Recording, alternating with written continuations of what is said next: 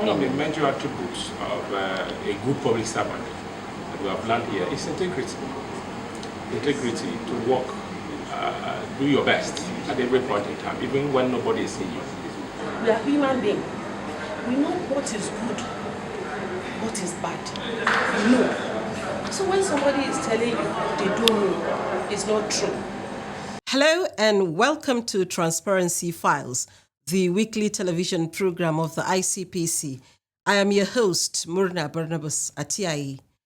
On December 20, 2002, the United Nations General Assembly designated June 23rd as United Nations Public Service Day, a day set aside to recognize the vital role of public servants in nation building and the development process.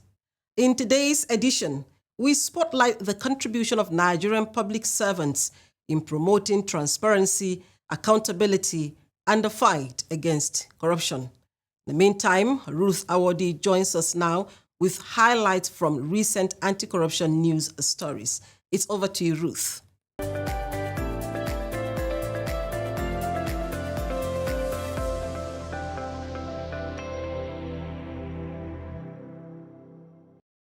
Welcome to this segment on anti-corruption stories. I am Ruth Awodi.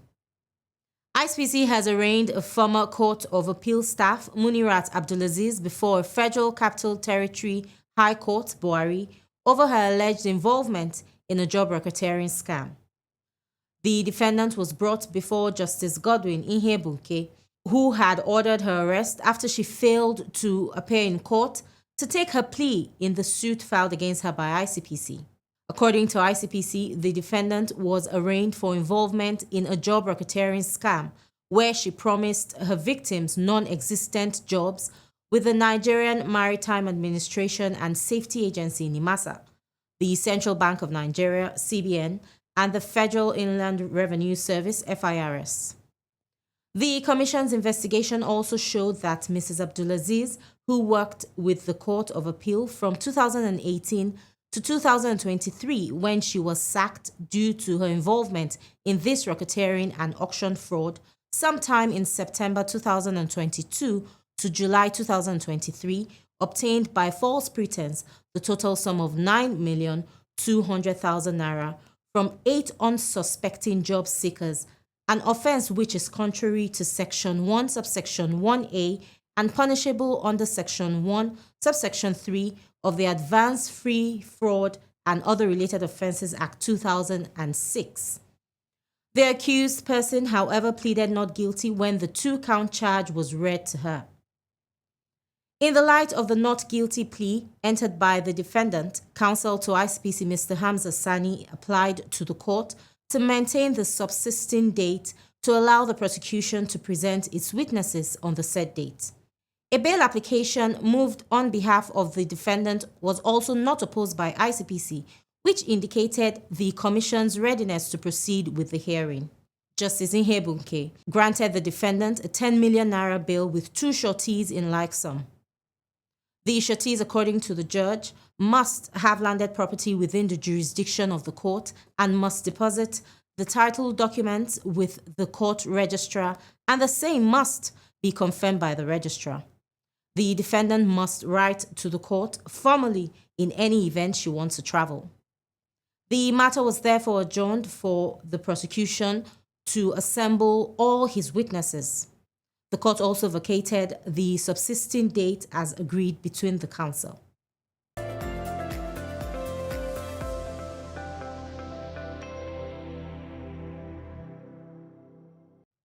In another development, ICPC has expressed its readiness to collaborate with the Nigerian Shippers Council, NSC, to strengthen anti-corruption measures, promote transparency, and build capacity within Nigeria's marine and blue economy.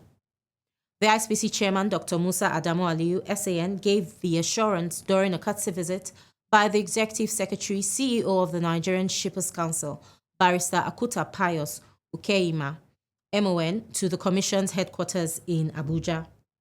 Dr. Aliyu stated that ICPC was open to a strategic partnership to enhance economic growth by tackling corruption in the port sector. He added the commission was willing and ready to work with NSC to ensure that Nigeria's economy is in good shape. The National Corruption Strategy, like I said, it encourages working closely. There is not any sector that can fight corruption alone. We need to work together. No 1,000 ICPC can tackle the challenge of corruption because we need to work collaboratively, because we need you. Because there are issues that you are the one that are competent, that are competent, we are the one that can guide and corruption agencies. And also we, and corruption agencies, we have also the expertise to help you. So all we need to do is to see how we can now leverage on our own strengths and also to tackle the challenge which we have. And this issue of corruption is one of the areas. And also I'm happy you made mention of issue of capacity building, whereby we can come together to see how we can enhance the capacity of our staff and also the stakeholders on this issue of challenge of transparency and accountability. Which if we did it, if we do that same thing, it will help us in discharging our duty, and also it will enhance what you are doing at the post sector, and also it will also help Nigeria, the image of Nigeria at the global sphere. Dr. Liu also expressed a strong commitment to revitalizing the Port Standing Task Team, which he described as instrumental in enhancing Nigeria's image internationally. In his remarks, the Executive Secretary CEO of the Nigerian Shippers Council, Barrister Akuta, acknowledged the long-standing relationship between both agencies and reaffirmed the Council's commitment to sanitizing the port sector, which he described as the gateway to Nigeria's economy. The Nigerian Shippers Council and the ICPC also have very strong ties.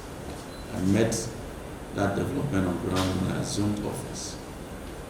The most important of it is our collaborative efforts in terms of sanitizing the port sector and ridding it of corruption and empowering other agencies also to work together in that sector. Particularly now that Mr. President has focused attention on diversification of the Nigerian economy to the port sector, the economy of the port. It is important for us to focus on cleaning that sector in such a way that as the gateway of Nigerian economy, we do not expose ourselves to practices that will hamper other players from around the world from coming to that sector and playing with us. This renewed collaboration between ICPC and the Nigerian Shippers Council marks a significant step towards strengthening institutional frameworks, promoting ethical standards, and reinforcing the fight against corruption in Nigeria's maritime and blue economy sector. That will be all on this segment. Transparency Files continues with Murna. Stay with us. Corruption not in my country. This CV is for Eugenia here. She's here for the vacancy. See to the CV and she got the job. Could you please wait for me at the reception? But sir, Yes. she studied physical and health education. Yes. We already shortlisted 3 qualified candidates for the job. They all studied accounting. With all due respect, sir, we need qualified people in the accounts department. People who are good with figures. How do you know that she does not understand what figures are? But why do we need a square peg in a round hole? What is important here is to fill in the vacancy. Anyhow, I will take. I can't be a part of this. That is a language of corruption. And corruption, not in my country. Stop corruption now. Corruption not in my country. You're still watching Transparency Files. In Africa, June 23rd also marks Africa Public Service Day as declared by the heads of state and government of the African Union. The day draws attention to the importance of transparency, integrity, and service delivery in governance. It is a day to reflect on the contributions of public servants to national development and to recognize their efforts in ensuring ethical conduct in government institutions. Sadly, corruption remains a major challenge draining national resources and undermining development to secure a better future, we must strengthen integrity in public service and ensure a system that is transparent, accountable, and efficient. To mark this day, we spoke with a cross-section of Nigerian public servants on their roles in curbing corruption.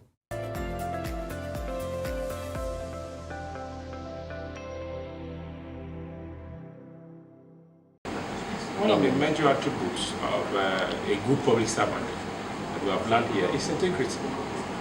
Integrity to work, do your best at every point in time, even when nobody is seeing you. You might not get the instant reward, but somehow it comes back to you. So if you are working with your mind, have anything at the back of your mind, that which I am doing is not really for my own personal interest at this point. It is for the welfare of the public. You put in everything, avoiding those things that are wrong and doing those things that are right. Being honest, being fair, put to use that which that is given unto you to ensure that you get maximum result out of it. So these are some of those things that we should imbibe as public servants. As everyday workers, there are things we tend to overlook and normalize.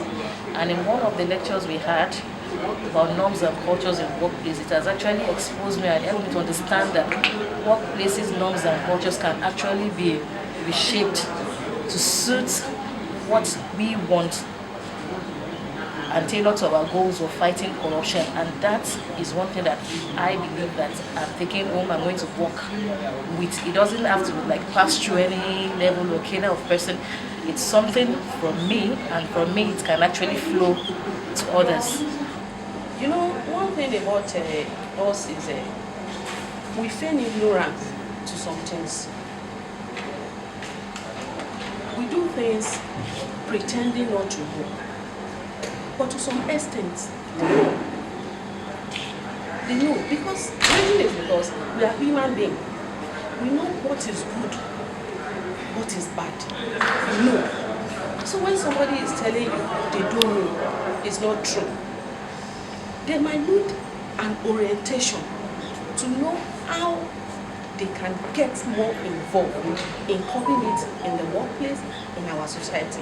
But that they don't know entirely is not true. They know. Corruption has become a culture.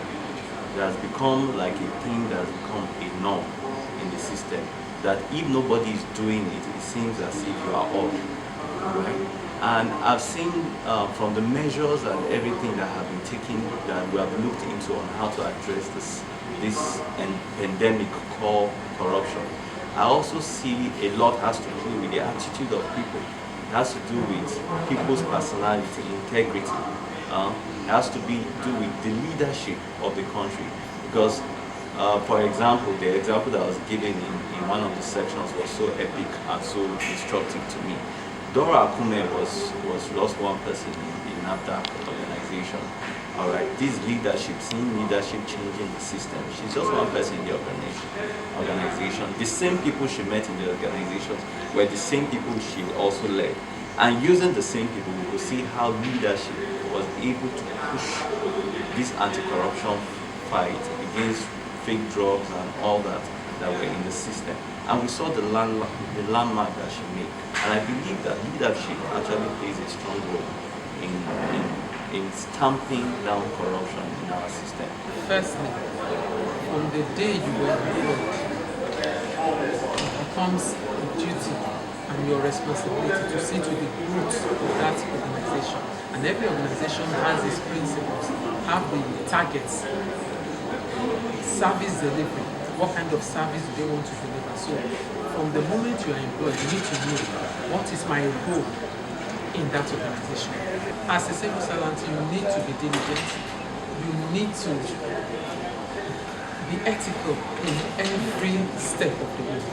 And you need to know that lives can be made or destroyed by your action and inaction. I am a Nigerian, a highly cultured race. My culture abhors corruption. And with my integrity, a new Nigeria is possible. I say no to corruption today to build a future for my children. Join me and imbibe the culture of integrity to build a Nigeria of our dreams.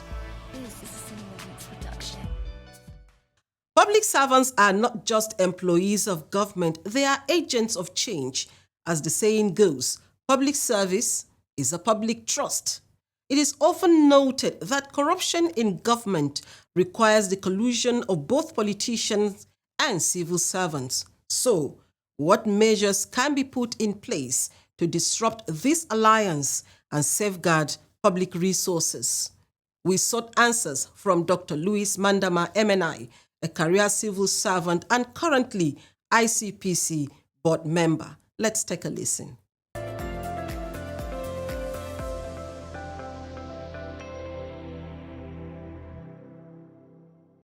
Once you hold such an office, there are a checklist of things you are supposed to observe for you to be what? Useful, efficient to the citizenry. 1, honesty and integrity. You must be somebody who is seen to be honest.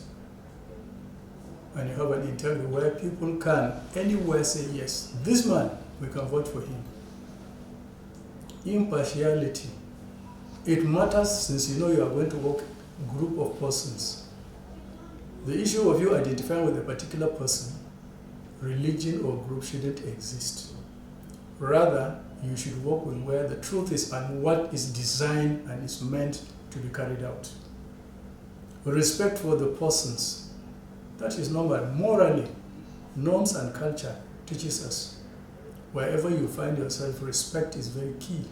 So since you are working with gamut of persons, people, citizens, definitely if you want them to respect you, you should also what?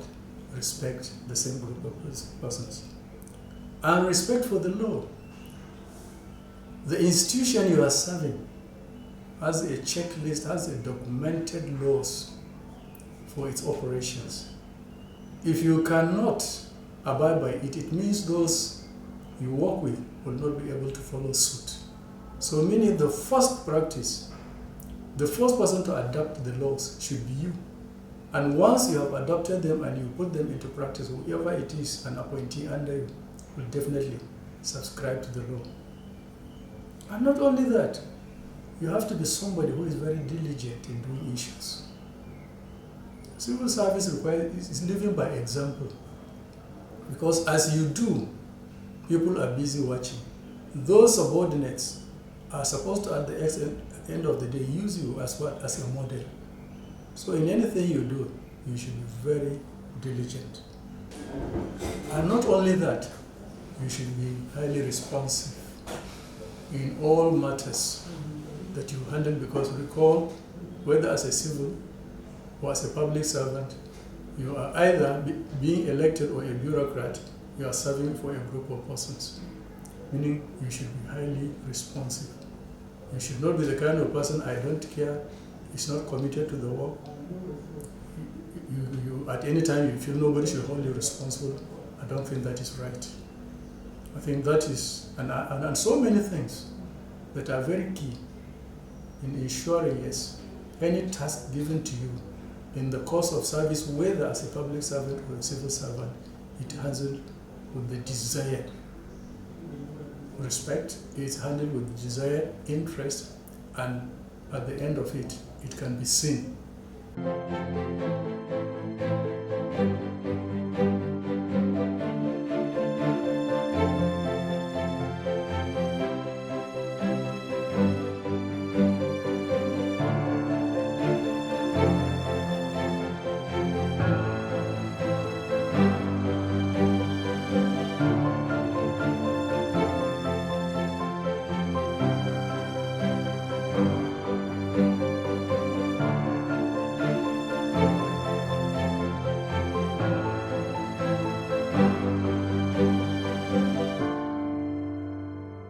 You're watching Transparency Files. The ICPC continues to innovate in its efforts to tackle corruption in public institutions. Key initiatives include the establishment of anti-corruption and transparency units in ministries, departments and agencies, the Ethics and Integrity Compliance Scorecard to monitor and improve ethical standards, the launch of the National Ethics and Integrity Policy, among other impactful programs. Now, let's take a look at some recent activities from ICPC state offices across the country. Ono Olapo Abodunde has the details. The Sokoto State Office of the ICPC paid a courtesy visit to His Eminence, the Sultan of Sokoto, Alhaji Muhammad Saad Abubakar III, CFR MNI, in recognition of the pivotal role traditional and religious institutions play in the fight against corruption. Leading the delegation was Resident Anti-Corruption Commissioner, Mr. Shintema Binga, who reiterated the ICPC's mandate and sought continuous partnership in the fight against corruption. Similarly, from Borno State, the ICPC paid a courtesy visit to the Speaker and members of the State House of Assembly at the Assembly Complex, Maiduguri. The delegation was led by the Resident Anti-Corruption Commissioner, Mr. Linus Gubi, who urged the State House of Assembly to pass into law whistleblower policy in Borno State. Welcoming the delegation, the Speaker, Dr. Abdul Karim Lawan, assured the ICPC of continuous support and collaboration to promote a corruption-free society. And from Rivers State, the Resident Anti-Corruption Commissioner, Mrs. Ekere Osiri, organized and delivered an in-house training for the Anti-Corruption and Transparency Unit of the Niger Delta Development Commission, NDDC, at the NDDC Tower in Port Harcourt. The head of Legal Department and NDDC Act 2 Desk Officer, Barrister Evans Peters, delivered the first lecture titled Supporting the Work of Act 2, Implication and Advantages, while the second lecture was on Preliminaries of System Study and Review Guidelines for Act 2s of MDAs, presented by Mrs. Eke Oluchi, Principal Superintendent of the System Study and Review Department, SSRD.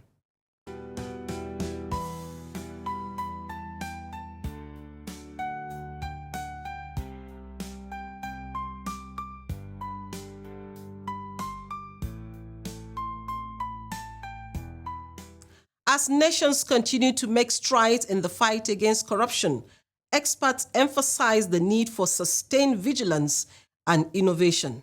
Public service remains the engine of policy implementation and development.